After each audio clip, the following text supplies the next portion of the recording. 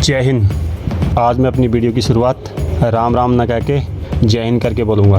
क्योंकि कहानी एक ऐसे शख्स की है जिसे सुनकर अपने रोंगटे खड़े हो जाते हैं। इसका नाम बहुत छोटा है लेकिन इसका काम, मैं खुद भी इस शख्स को पहले इतना जानता नहीं था, क्योंकि ये सुर्खियों में जब था तो हमने सुना नहीं। क्योंकि जिस स्टेट से ये बिलोंग करते हैं उसी स्टेट से मैं भी बिलोंग करता हूँ, फिर भी मैं इनके बारे में ज़्यादा सुन नहीं पाया। अभी कुछ दिनों से मैं इनके इंटरव्यू अलग अलग ब्रॉडकास्ट पर सुन रहा हूँ, तो मुझे सुनकर बहुत शौक़ लगा। शौक़ मीन्स कि मैं सोचने पर मजबूर हो गया कि हमारा पहाड़ी बंदा यहाँ तक भी पहुँच सकता है। और तब से मैं इनसे बहुत इंस्पायर हुआ और मुझे लगा कि एक वीडियो मुझे भी इनके बारे में बनानी चाहिए। फिर जितना भी मैंने इनके बारे में रिसर्च किया और जाना, उनमें से कुछ मेन पॉइंट मैं अब अपने वीडियो के माध्यम से आपको बता रहा हूँ। अपनी वीडियो शुरू होने से पहले मैं आपको एक बात बता दूँ कि मुझे गर्व है कि जिस देश से ये हैं उसी देश से मैं भी हूँ, और उससे भी बड़ा गर्व है कि जिस प्रदेश से ये हैं उसी प्रदेश से मैं भी हूँ, और सबसे बड़ा गर्व है जिस ज़िले से ये हैं उसी ज़िले से मैं भी हूँ। और ये कोई और नहीं, ये हैं उत्तराखंड के लकी बिष्ट। और यह नाम आज इतना बड़ा हो गया है कि इनके इंटरव्यू जगह जगह आप किसी भी ब्रॉडकास्ट पर सुन सकते हैं, और इन पर किताब भी लिखी गई है। और कुछ दिन बाद ये खुद भी अपनी एक किताब लेकर आने वाले हैं। और लकी बिष्ट पैदा उत्तराखंड में ज़रूर हुए और क्लास 5 तक की पढ़ाई इन्होंने उत्तराखंड में करी। फिर उसके बाद ये अपनी बुआ के वहाँ जयपुर आ गए थे, और इनके दादा भी फ़ौज में 1971 की लड़ाई में शहीद हो गए थे, और फिर इनके पिताजी भी फ़ौज में थे। और देन उसके बाद ये, इनका कोई गोल नहीं था मुझे फ़ौज में जाना है, पर जो हुआ वो सब इत्तफाकन हुआ। और इनके लिए फ़ौज से एक ऑफ़र आया। ऑफ़र ये था कि इनके पिताजी और इनके दादाजी जो कि पहले से ही फ़ौज में थे, तो इनके लिए भी ये ऑफ़र आया कि आप भी चाहें तो सेना को ज्वाइन कर सकते हैं। फिर उसके बाद ये अपनी जो भी भर्ती के लिए होती है उसके लिए ये नागालैंड गए। नागालैंड में उसके बाद अपने घर वापस आ गए। देन उसके बाद इनके पास 6 महीने बाद फिर एक कॉल आया कि आप दोबारा से अपना मेडिकल देने के लिए वहाँ पहुँचें। फिर ये दोबारा गए, तो देन उसके बाद फिर इनके पास कॉल लेटर आ गया कि आप ज्वाइन कर सकते हैं। जब इन्होंने ज्वाइन करी तो इनकी एज थी 16 साल 6 महीने के, क्योंकि 2 साल का टाइम और था इनके पास, क्योंकि 18 साल से पहले कोई फ़ौज में भर्ती नहीं हो सकता। फिर ये 2 साल की ट्रेनिंग के लिए चले गए इसराइल में इन्होंने काफ़ी कड़ी ट्रेनिंग करी थी। वो आप कभी किसी भी इंटरव्यू में इनसे सुन सकते हैं। ट्रेनिंग में हुई एक एक घटना के बारे में इन्होंने अपने इंटरव्यू में बताया है। और अगर आप गूगल में यह सर्च करोगे कि वर्ल्ड 200 टॉप स्नाइपर, तो 200 स्नाइपर में इनका नाम आता है। और आप खुद सोच सकते हैं कि यह कितने बड़े स्नाइपर होंगे। एक सैल्यूट तो इनके लिए बनता है। उस देश में ये ट्रेनिंग करके आए हैं जो एक छोटा सा देश और चारों तरफ से अपने दुश्मनों से घिरा हुआ, और फिर भी उसने अपनी रक्षा खुद अकेले कर रखी है। खुद सोच सकते हो कि वहाँ की सुरक्षा कितनी तकड़ी होगी, और वहाँ ये ट्रेनिंग करके आए हैं। और साल 2011 में इन्हें एक मर्डर केस में जेल भी जाना पड़ गया। जेल की कहानी इनकी इस तरह की है। उत्तराखंड के 2 गैंगस्टर राजू बरगई और अमित आर्या के मर्डर केस में इन्हें 4 साल की जेल हुई, और 4 साल इन्हें जेल की सलाखों में रहना पड़ा। और फंसे भी ये इस तरह कि जहाँ पर दोनों डेड बॉडी मिली और वहाँ पर जो हॉलिस्टर मिला, वो हॉलिस्टर इनके गन से मैच करता था। तो इस कारण उस समय की यूपीए गवर्नमेंट ने इन्हें जेल में डाल दिया। और दूसरा ये था, जो 2 गैंगस्टर मारे थे, उन दोनों गैंगस्टर को एक ही गोली लगी थी। एक ही गोली से दोनों गैंगस्टर मरे थे। तो इस तरह का शूट आउट कोई एक्सपीरियंस वाला स्नाइपर ही कर सकता है। इस शक से इनको अंदर जेल डाल दिया। एक बुलेट से दोनों को मारा, मतलब यह समझो कि एक गोली से दोनों को मार दिया। और बाद में 2015 में केस में कोई प्रूफ ना मिलने की वजह से और ये फिर बेगुनाह साबित होकर बाहर आ गए। और 4 साल में इन्हें उत्तराखंड में 11 जेलों में ट्रांसफ़र करवाना पड़ा। कोई भी जेलर इन्हें अपने पास रखना नहीं चाहता था। इतना बड़ा खौफ इनका जेल प्रशासन के ऊपर था।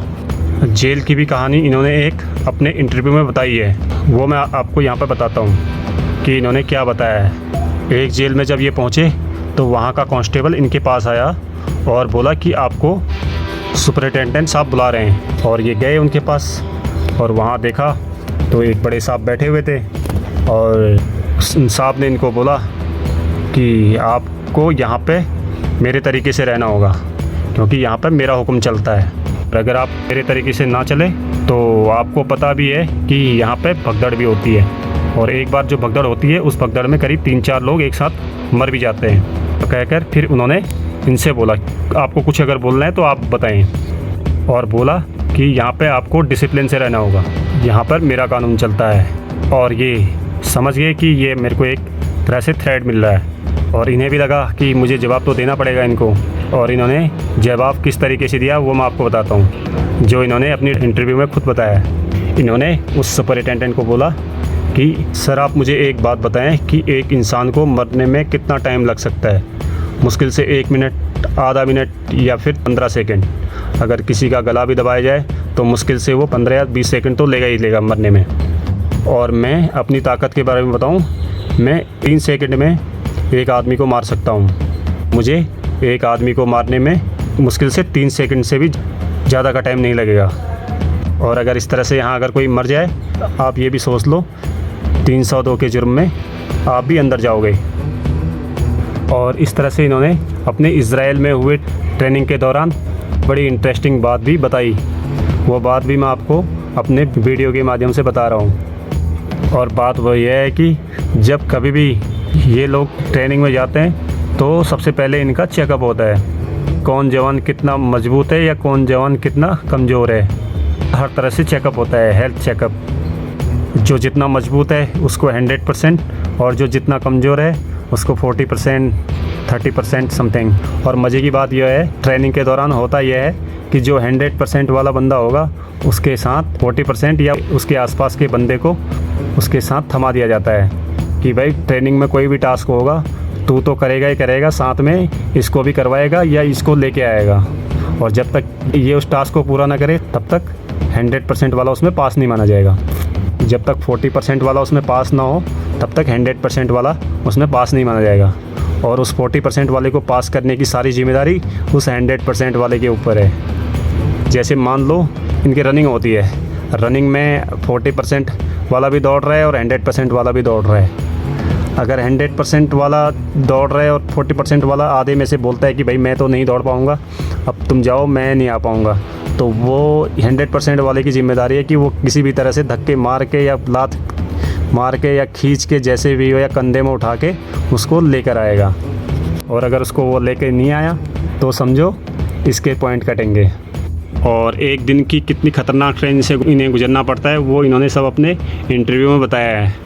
और ट्रेनिंग के दौरान अगर एक ग्रुप में एक भी अगर कोई गलती करता है तो उसकी सज़ा 40 के 40 लोगों को मिलेगी। अब इनकी तीसरी और आखिरी बात पर आता हूँ। इन्होंने बड़े बड़े मंत्रियों को भी सिक्योरिटी दे रखी है, जिसमें पंजाब के मुख्यमंत्री बादल, गोगोई, प्रधानमंत्री मोदी जो उस समय के मुख्यमंत्री थे, और राजनाथ सिंह, कई मंत्रियों को इन्होंने सिक्योरिटी दे रखी है। प्रधानमंत्री मोदी की जब वो गुजरात के मुख्यमंत्री थे तब ये उनके एनएसजी सिक्योरिटी कमांडो रहे। एक वाकया इन्होंने राजनाथ सिंह की सिक्योरिटी को लेकर भी बताया। राजनाथ सिंह गोरखपुर किसी शादी में आए थे, इनकी ड्यूटी वहाँ पर लगी हुई थी। और राजनाथ सिंह जब शादी में अंदर गए तो उनके ड्राइवर को इन्होंने खाना खाने के लिए भेज दिया। और जैसे ही ड्राइवर खाना खाने के लिए गया, राजनाथ सिंह वापस जाने के लिए बाहर आ गए। और इन्हें समझ में नहीं आया कि अब क्या करें, ड्राइवर को कैसे बुलाएं या बुलाएं। फिर इन्होंने सूझबूझ से काम लिया और राजनाथ सिंह को पीछे के रास्ते पास करवाया। और वहीं राजू श्रीवास्तव का भी प्रोग्राम चल रहा था, उसे भी रुकवाया। और रुकवाने के बाद सीधे राजनाथ सिंह को बैकडोर से लेकर गए। एक छोटा सा वाकया इन्होंने छोटा राजन को लेकर भी बताया, क्योंकि जब ये जेल में थे तो दिल्ली से एक पुलिस इंस्पेक्टर इनके पास एक मैसेज लेकर आया। और मैसेज दिलवाने वाला कोई और नहीं, छोटा राजन का राइट हैंड। और पुलिस ऑफिसर इनके पास आया और बोला कि बड़े बरगद की छाया बड़ी होती है। तो इन्होंने यह कह के उन्हें अपना मैसेज दिया, मेरा एक समय में एक गोल होता है और अभी मेरा गोल यह है कि मैं किस तरह इस जेल से बाहर निकलूं, अपने आप को निर्दोष साबित करूं। दोस्तों, यही 2-3 कहानियाँ इनकी ज़िंदगी से संबंधित मैंने आपको सुनाई है। और कहानियों के बारे में जानने के लिए अब इनकी किताब का इंतज़ार करते हैं। अगर आपको मेरी ये वीडियो पसंद आए, हमारी वीडियो को लाइक करें और हमें ज़रूर सब्सक्राइब करें। धन्यवाद। जय हिंद, जय श्री राम।